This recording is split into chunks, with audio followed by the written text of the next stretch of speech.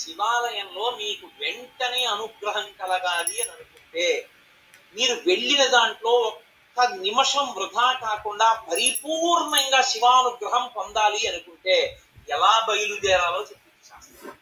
త్రిపుండ్రములను ధరించి బొట్టు పెట్టుకుని పంచ కట్టుకుని ఉత్తరీయాన్ని తీసి నడుముకి బిగించుకుని మీద ఉత్తరీయం వేసుకోకుండా శివాలయం బయటే చెప్పులు విడిచిపెట్టి కాళ్ళు కడుక్కుని కుడికాలు ముందు పెట్టి లోపలికి వెళ్ళి మొట్టమొదట రాజగోపురాన్ని చూసి తర్వాత శివాలయ గోపురాన్ని చూసి అప్పుడు మీరు శివాలయం దగ్గరికి వెళ్ళి నంది దగ్గర మాత్రమే మీరు ప్రదక్షిణాన్ని ప్రారంభం చేయవలసి ఉంటుంది.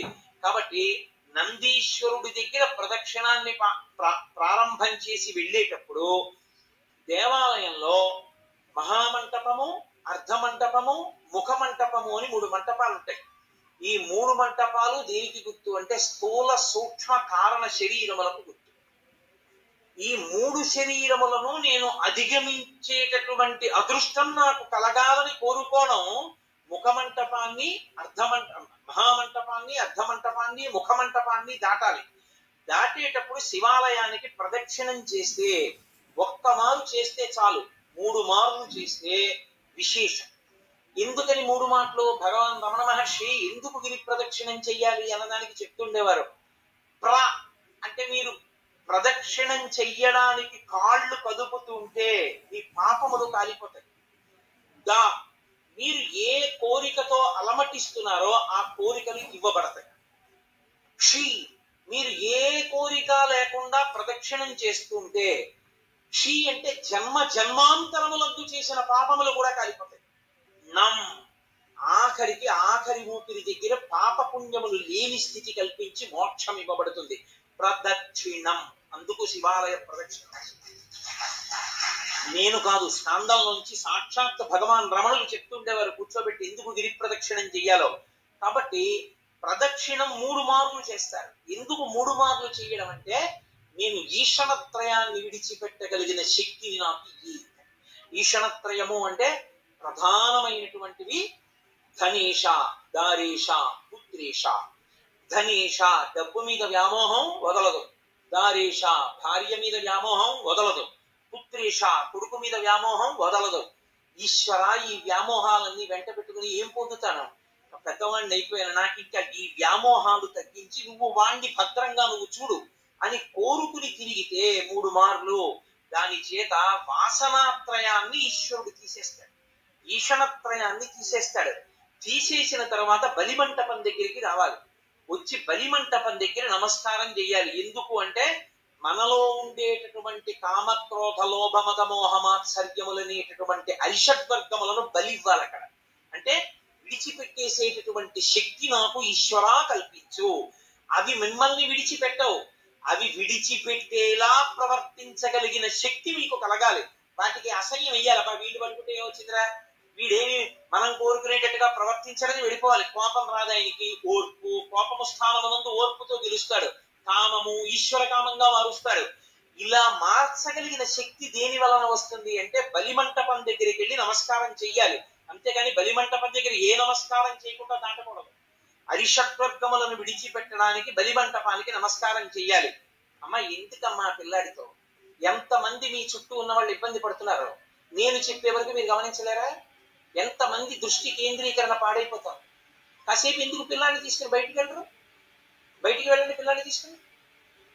కాబట్టి బలిహరణ మంటపము దాని దగ్గర మీలో ఉండేటటువంటి అరిషడ్వర్గములను మీరు బలి ఇవ్వాలి. బలి ఇవ్వడం అంటే ఏదో జంతువుల్ని తీసుకొచ్చి చంపేయమని కాదు నా ఉద్దేశ్యం.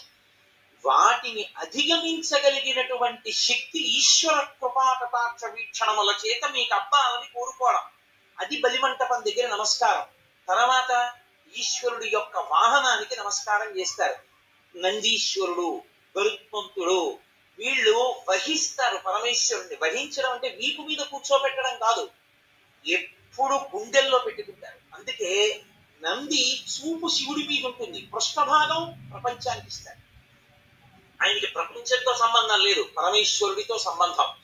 ఎప్పుడు నిరంతరం నిన్ను గుండెలో పెట్టుకుని ఆరాధన చేసేటటువంటి ఈ వాహనం ఎటువంటిదో పరమేశ్వర నేను కూడా నిన్ను గుండెల్లో పెట్టుకుని ఎప్పుడూ నీ గురించి స్మరణ చెయ్యగలిగినటువంటి భక్తి నాకు కల్పించు. కాబట్టి వాహనానికి నమస్కారం చెయ్యాలి. ఒక్క శివాలయం దగ్గర మాత్రం వాహనానికి నమస్కారం చేస్తే కుదరదు. ప్రదోషం దాటిపోతే, ప్రదోషము అంటే సాయంకాలం అసుర సంధ్య వేళ, అసుర సంధ్య వేళ ప్రత్యేకంగా పరమేశ్వరుడు ఈ భూమండలం మీద కదులుతాడు. రెండు, ప్రదోష వేళలో తాండవం చేస్తాడు. దేవతలందరూ శివాలయం దగ్గరికి వెళ్తారు. అందుకే ప్రదోష వేళలో ఒక్క శివాలయానికే దర్శనం. రెండు, నరసింహస్వామి దర్శనం చెయ్యవచ్చు, దోషం లేదు. కాబట్టి మహానుభావుడైనటువంటి పరమేశ్వరుడి యొక్క దర్శనానికి వెళ్ళేటప్పుడు మీరు ఆ వాహనం దగ్గరికి వెళ్ళి నువ్వు ఎలా భగవంతుణ్ణి గుండెల్లో పెట్టుకుని మోస్తున్నావో అలా నేను కూడా మోయగలిగిన శక్తినియ్యి అని అడగాలి. విష్ణువాలయంలో గరుత్మంతుడికి నమస్కారం చేసి వెళ్ళిపోతాం. ఒక్క శివాలయంలో మాత్రం ఒక నియమం ఉంటుంది. పగటి పూట అంత శివలింగం ఒక్కటే ఉంటుంది దర్శనానికి యోగ్యంగా. సాయంకాలం అయిపోతే సాధారణంగా కవచం పెట్టేస్తారు. కవచము అంటే రూపాన్ని పెట్టేస్తారు. ఈ వెనకాతలో ఉన్న రూపం ఎలా ఉంటుందో అటువంటి దాన్ని శివలింగానికి తొడిగేస్తారు. ఒకసారి కాని శివలింగానికి కవచం తొడిగారా ఇక మీరు నంది యొక్క శృంగముల నుండి చూడకూడదు. అలా కాని కవచం తొడిగి లేదా మీరు తిన్నగా నిలబడి శివలింగాన్ని చూడకూడదు. అప్పుడు చూసేటప్పుడు మాత్రం మీకు అదృష్టం పండిందని గుర్తు. కవచం పెట్టక ముందు మీరు శివాలయంలోకి వెళ్ళారంటే మీ భాగ్యం పండిందని గుర్తు. ఎందుకో తెలుసా? ఈ సమస్త ప్రపంచమునందు కేలి చేసే శివస్వరూపం దర్శనం అవ్వాలంటే నందీశ్వరుడికి ఆయన ఇలా ఉంటే మీరు మీకు ఎడం పక్కన నంది ఉండేటట్టుగా వచ్చి మీ ఎడం చేత్తో ఆయన యొక్క పృష్ఠభాగంలో అవయవాన్ని ఒక్క లిప్త కాలం పట్టుకోవాలి. కుడి చేతి బొటన వేలు చూపుడు వేలు శృంగముల మీద ఉంచాలి. ఉంచి వృషస్య వృషణం స్పృష్ట్వా శృంగమధ్యే శివాలయం దృష్ట్వా క్షణం నరోయాతి కైలాసే శివదర్శనం. ఇలా పెట్టి తర్వాత ఎడం చేత్తో పట్టుకుని ఒక్కసారి ఇలా నొక్కి వదిలేయాలి. అలా నొక్కి వదిలినప్పుడు ఆయన ఊపిరి అని ఆగుతుంది. ఆయన ఊపిరిలో సయ్యాటలాడుతుంటాడు ఊయలలో శివుడు. ఆ ఊయల ఆగుతుంది. ఆగినప్పుడు ఆ శివలింగాన్ని ఒక్కసారి చూసిన వారెవరో వాడు కైలాసమునకు వెళ్లి పరమేశ్వర దర్శనం చేశాడని వేస్తారు కాదా. అది శైవాగం. కైలాసే శివం దృష్ట్యా కైలాసమునందు పరమశివ దర్శనం చేశాడు. కవచం పెట్టేశారనుకోండి ఇక చూడకూడదు. అలాగే నిర్మాల్యాన్ని శివాలయంలో ఎప్పుడూ నందీశ్వరుడి మీద విసర్జించరాదు. మహాదోషం. నందీశ్వరుడి మీద మీరు శివాలయంలో ప్రసాదాన్ని పెట్టకూడదు. మారేడు దళాలు కాని పువ్వులు కాని మీకు ఇచ్చిన వాటి మీద కాని నంది మీద పెడితే అనేక రకములైన పాపములు మిమ్మల్ని చుట్టుకుంటాయి. ఎందుకో తెలుసా? శివాలయంలో ప్రసాదాన్ని శివాలయంలో వదిలిపెట్టి మీరు వెళ్ళకూడదు. ప్రసాదం అంటే అనుగ్రహం, మీరు తీసుకెళ్ళాలి. కానీ ఎలా తీసుకెళ్ళాలి? శంకరాచార్యుల వారు సౌందర్యలహరి చేస్తూ చెప్తారు. నివృత్యై చండాంశ త్రిపురహర నిర్మాల్య విముఖై అంటారు. చండీశ్వరుడు మనలాగే మనుష్యుడిగా పుట్టాడు. అపారమైన శివభక్తితో శివ కుటుంబంలో ఒకడయ్యాడు. అయి ఆయనకి పరమశివుడు వరం ఇచ్చాడు. లోకంలో ఎవరికైనా సరే నియమం ఒకటి ఉంటుంది. వారి యొక్క ఉచ్ఛిష్టాన్ని వారి యొక్క శేషాన్ని తినేటటువంటి అధికారం ఎవరిది అంటే భార్యది. మంచినీళ్లు తాగగా ఇంకా నీళ్లు మిగిలితే ఆ గ్లాసు తీసేటటువంటి అధికారము భార్యది. తన విస్తట్లో భోజనం చేసిన తర్వాత మిగిలిన పదార్థాన్ని తినడానికి అధికారం ఉన్నది భార్యది. ఇతరులకు ఎవ్వరికి అధికారం లేదు. అలా ఒక్క భార్య తినాలి. పరమశివుడు లోకమునకు మొట్టమొదటి మహానుభావుడు అయినా కూడా ఆయన చండీశ్వరుడికి ఒక వరం ఇచ్చాడు. నేను తినగా మిగిలినదేదో అది పార్వతి కూడా ముట్టడానికి వీల్లేదు, నువ్వు తింటావు. కాబట్టి నివృత్తి చండాంశ త్రిపురహర నిర్మాల్య విముఖై. అందుకే మీరు శివాలయంలో కొబ్బరికాయ ఇచ్చారనుకోండి, కొట్టి మీకు ఇచ్చారనుకోండి, మీరు దాన్ని ప్రీతితో చూడకూడదు. దాన్ని అలా చేత్తో పట్టుకుని మారేడు దళాలు చండీశ్వరుడి దగ్గరికి వెళ్ళాలి. చండీశ్వర స్థానంలో ఆయన ఎప్పుడు ధ్యానముద్ర ఎందు కూర్చుని ఉంటాడు. దురదృష్టం ఏంటంటే చండీశ్వర స్థానం మీద ఏ శివాలయంలోనూ శ్రద్ధ ఉండదు. మీరు చూడండి, ఎప్పుడైనా ఏ శివాలయంలోనైనా ఎండిపోయి వెలవెలబోతున్నట్టు ఉంటాడు. అసలు శివాలయంలో 8వ శివస్వరూపం అది. అంత జాగ్రత్తగా ఉంచాలి దాన్ని. అక్కడికి వెళ్ళి మీరు చిటికె వెయ్యాలి. చిటికెల చండీశ్వరుడు అంటే ఆయనకి చెవుడు కాదు, ఆయన ధ్యానమనందు ఉంటాడు. ఆయన కళ్ళు విప్పుతాడు, కళ్ళు విప్పి చూస్తాడు, ఎందుకు చిటిక వేశావు అయ్యా, నేను తీసుకెళ్ళకూడదు తిన్నగా, శివుడికి ఇవ్వగా మిగిలింది ఏదైనా మీకు ఇవ్వాలి. కొబ్బరికాయ కొడితే ఓ చెక్క శివుడి దగ్గర ఉంది, ఓ చెక్క మీకు ఇచ్చారు, అది చండీశ్వరుడికి వెళ్ళాలి. కానీ ప్రసాదంగా తీసుకెడదాం అనుకుంటున్నాను, మీరు అనుగ్రహించండి, ఇలా చూపించాలి. మీరు పట్టుకెడుతున్న దాంట్లో ఏదో కొద్దిగా అలా చూపించాలి. చూపిస్తే ఆయన చూసి సంతోషిస్తాడు, ఆ తీసుకో, నేను ఇచ్చాను నీకు ప్రసాదం అంటే.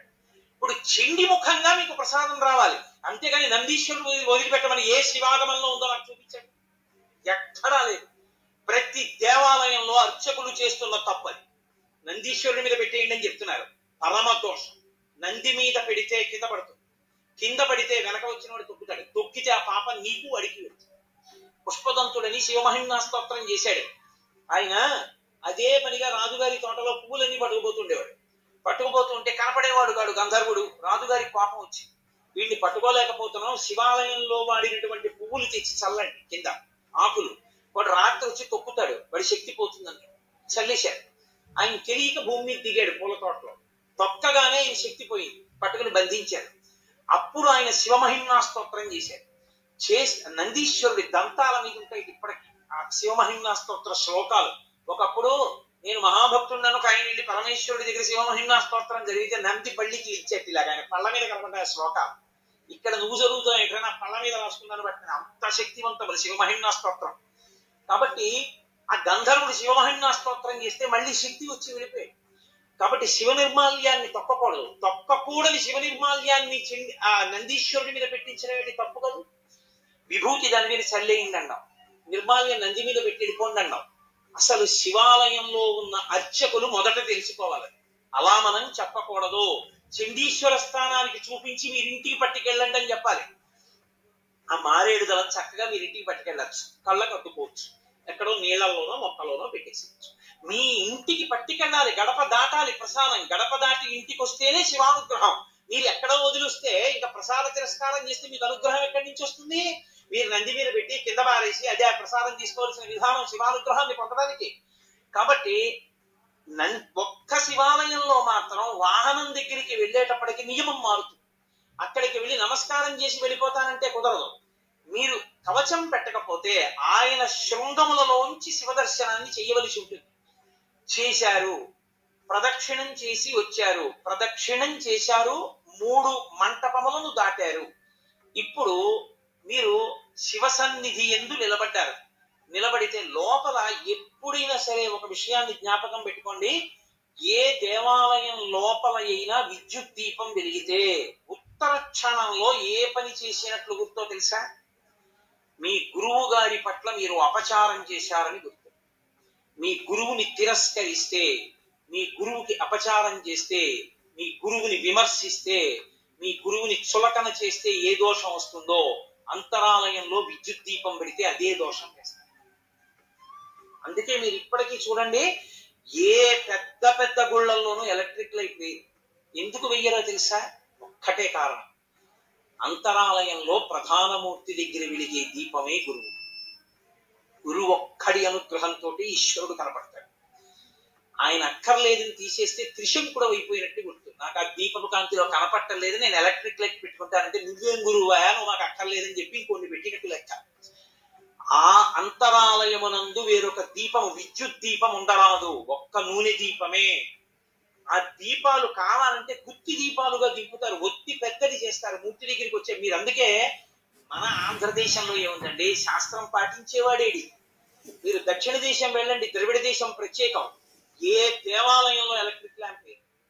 అర్చకులు ఒళ్ళు చెమటలు పట్టేసి ఇలా కారిపోతున్నా సరే వాళ్ళు పెద్ద పెద్ద ఒత్తేసి ఆ ఒత్తులలోనే వెలుగుతుంటాయి, ఆ ఒత్తులలో వెలుగులోనే చూస్తారు. దాని అర్థం ఏంటో తెలుసా? ఆ దీపమే గురువు. గురువు ఇంకెక్కడా ఉండడు. మీ గురువు గారు ఎక్కడ ఉన్నారు అంటే అంతరాలయంలో ఉన్న దీపంలోనే మీ గురువు గారు, ఆయనే గురువుగా చూస్తారు. అందుకే దేవాలయానికి వెళ్ళినప్పుడు ఈశ్వరుడు ఒక్కడే కాదు, గురు దర్శనం కూడా అవుతుంది. ఓ గురువర్య, మీ మాటల వలన, మీ అనుగ్రహము వలన, మీ అనుగ్రహ కాంతులలో నాకు ఈశ్వర దర్శనం అవుతోందని దర్శనం చెయ్యాలి. అందుకే నూనె దీపం నెయ్యి దీపం తప్ప విద్యుత్ దీపం వాడడం అనేటటువంటి మాటే లేదు శాస్త్రాల్లో.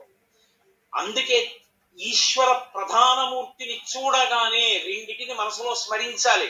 ఒకటి గురువు, రెండు ఈశ్వరుడు, ఇద్దరిని స్మరించాలి. స్మరించి నమస్కారం చేయాలి. ఉత్తర క్షణంలో మీకు అనుగ్రహం గురువు ద్వారా కృప చేయబడుతుంది. దీపపు కాంతి ద్వారానే మళ్ళీ మీకు ఆ కన్నులకు ఆ దీపపు కాంతి ద్వారానే మీకు ఈశ్వర కటాక్షము గురుముఖంగా ప్రసరిస్తుంది. అందుచేత దేవాలయమునందు దర్శన విధి, ఈశ్వరుణ్ణి దాటి వెళ్ళడానికి ఇక ద్వారం ఉండదు. మనుష్య జన్మ యొక్క చిట్ట చివరి ప్రయోజనం ఆయన్ని చేరడమే, ఆయన్ని దాటడానికి ఇంకేమి లేదు. అందుకే పృష్ఠభాగంలో అంతరాలయానికి ఇక ద్వారం ఉంచాలి. అంతరాలయంలో ఉన్న పరమేశ్వరుడికి సమర్పణం చేసినప్పుడు ముచిక నుంచి తనంత తాను విడినవి ఇవ్వాలి. ఏవవి? పళ్ళు. కాయ ఇవ్వకూడదు దేవాలయంలో. ఎందుచేత అంటే ఈశ్వరుణ్ణి ఎప్పుడు అడిగినా పండిపోవడం ఒక్కటే అడగాలి. ఈశ్వరుడు మీకు ఫలప్రదాత. మీకాయన ఫలం ఇవ్వడానికి మీరు ఆయనకి ఫలం ఇవ్వాలి. ఆయనకి కాయలు ఇవ్వడం దోషం. ఆయనకి ఫలాలు ఇవ్వాలి. కాయలు ఎవరికి ఇవ్వాలి? అర్చకుడికి ఇవ్వాలి. మీ ఇంట్లో అరటి చెట్టు కాసింది అనుకోండి, 4 అరటికాయలు అర్చక స్వామికి ఇవ్వాలి. 4 అరటి పళ్ళు ఈశ్వరుడికి. 2 అగరత్తులు ఇవ్వండి, 3 కర్పూరం బిళ్ళలు ఇవ్వండి, 4 తమలపాకులు ఇవ్వండి, 2 వక్కలు ఇవ్వండి, అథవా ఓ బెల్లంగడ్డ తెచ్చి ఇవ్వండి. తప్ప కాయలు పట్టుకొని దేవాలయ ప్రవేశము చేయరాదు. నేను యథార్థంగా మీకు ఆగమంలో ఉన్న విషయాలు మాట్లాడుతున్నాను.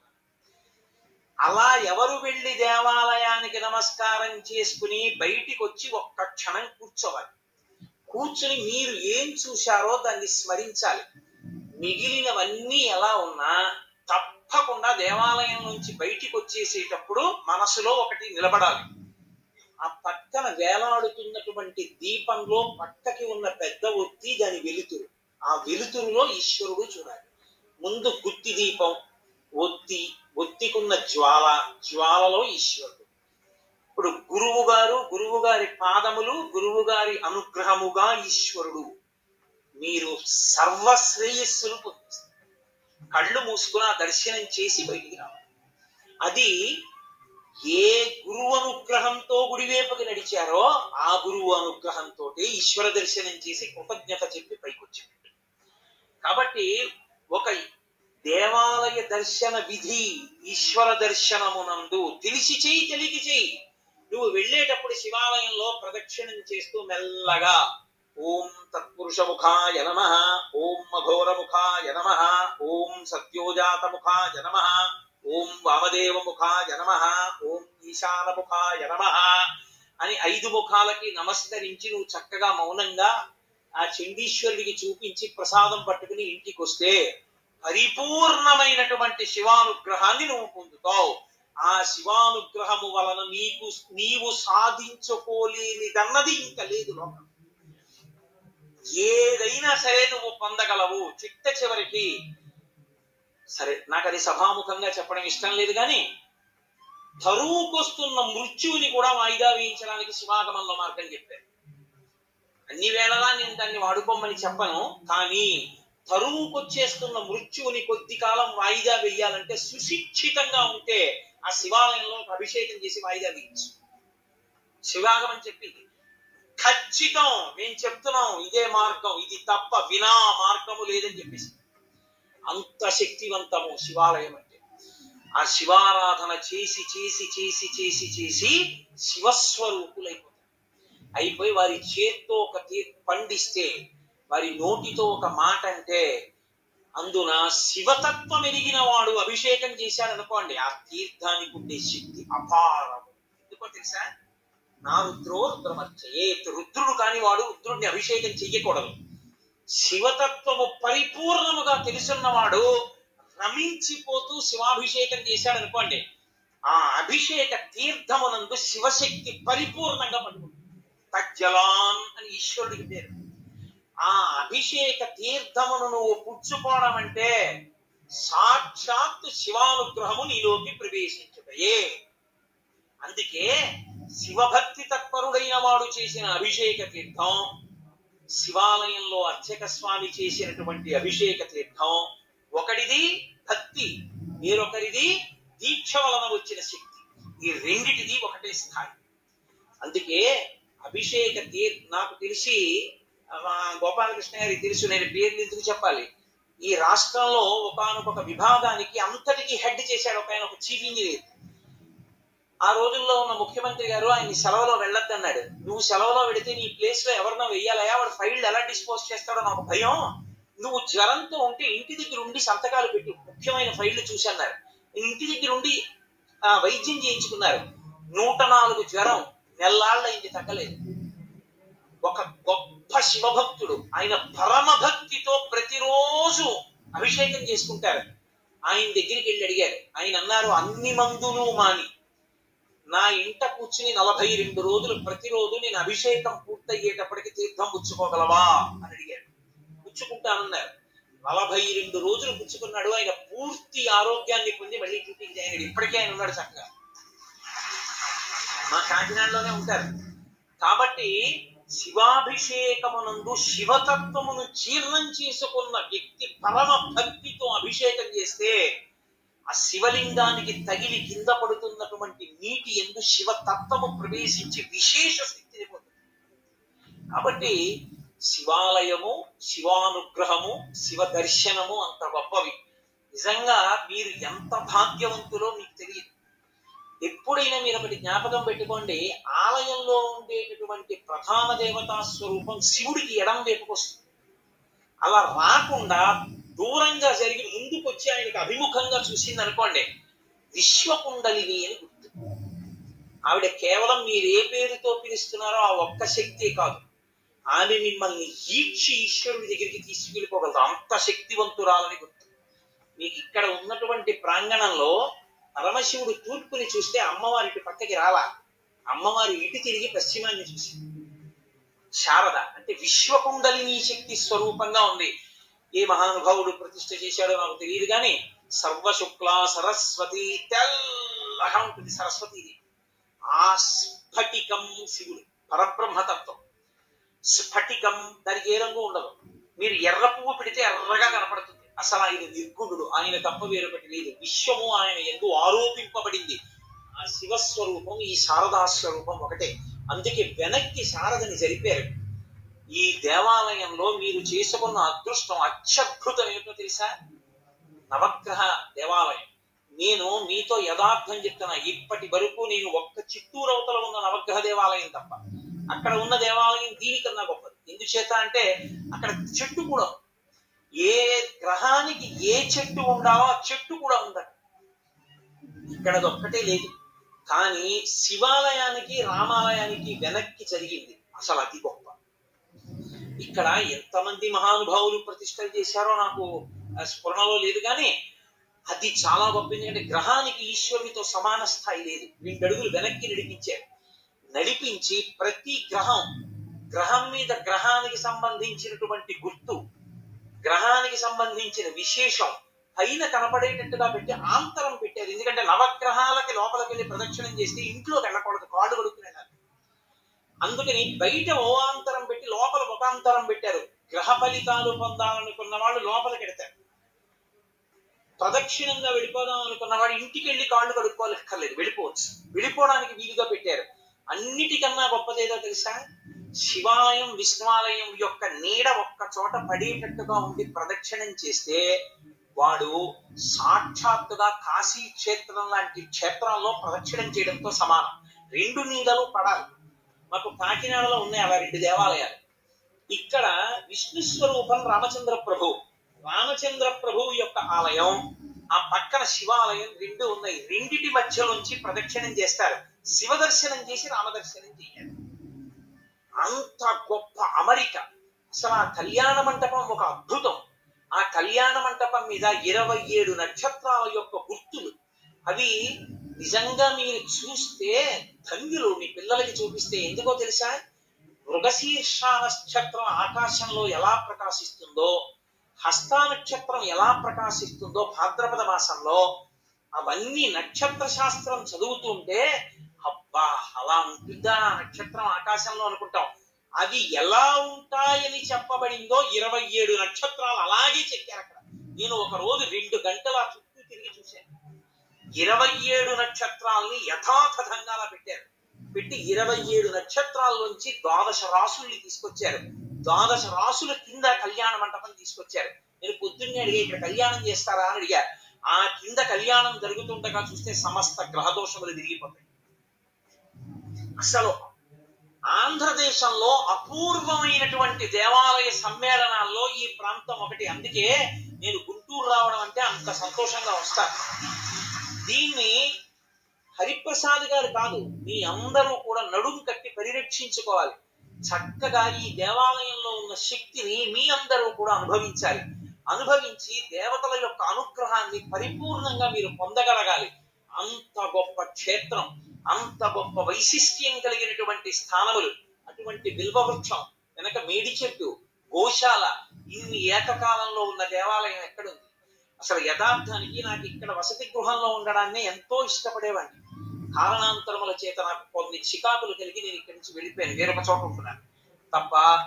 యథార్థానికి నాకు ఇప్పటికీ మనసులో ఇక్కడ ఉండడమే ఇష్టం. ఎందుకంటే లేచి నాకు ఆ శిఖరాలు చూడటం, ఆ దేవాలయాల పైన ఉండేటటువంటి ఆ కలశలు చూడటం, ఈ ప్రాంగణంలోకి రావడం, శంకరాచార్యుల వారి గుళ్ళోకి ఉత్తరీయం లేకుండా వెళ్ళి ప్రణిపాతం చేయడం నాకు ఎంత ప్రీతిపాత్రము. కానీ వేరు కారణముల చేత ఇంకొక చోట ఉండి ఇక్కడికి రావాల్సి వస్తోంది నేను. కాబట్టి అంత గొప్ప ప్రాంగణం ఇది. దొరకమంటే దొరికేది కాదు. నిజంగా శృంగగిరికి పీఠాధిపత్యం వహించినటువంటి మహాపురుషులు అపారమైనటువంటి కారుణ్య దృష్టిని కురిపించారు. చిత్రం ఏంటంటే కంచికామకోటి పీఠాధిపతులు కూడా ఇక్కడ ప్రతిష్ఠ చేశారు. నవగ్రహాలు అంటే అయింది నవగ్రహాల దేవాలయం. కాబట్టి కామకోటి, శృంగేరి 2 పీఠాధిపతులు కలిపి నిర్మాణం చేసినటువంటి దేవాలయాల యొక్క సమ్మేళనం ఉంది ఇక్కడ.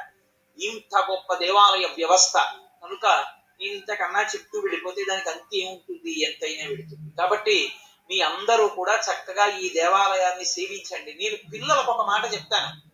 మీరు ఋతువులు మారుతున్నప్పుడు శారదాదేవి మందిరాన్ని చుట్టూ తిరగండి. మీరు మొట్టమొదట అటువైపు నించోండి. తూర్పు నుంచి కదా కిరణాలు పడతాయి. అక్కడ యాగశాల ఉంది. ఆ యాగశాల దగ్గర నిలబడి చూడండి.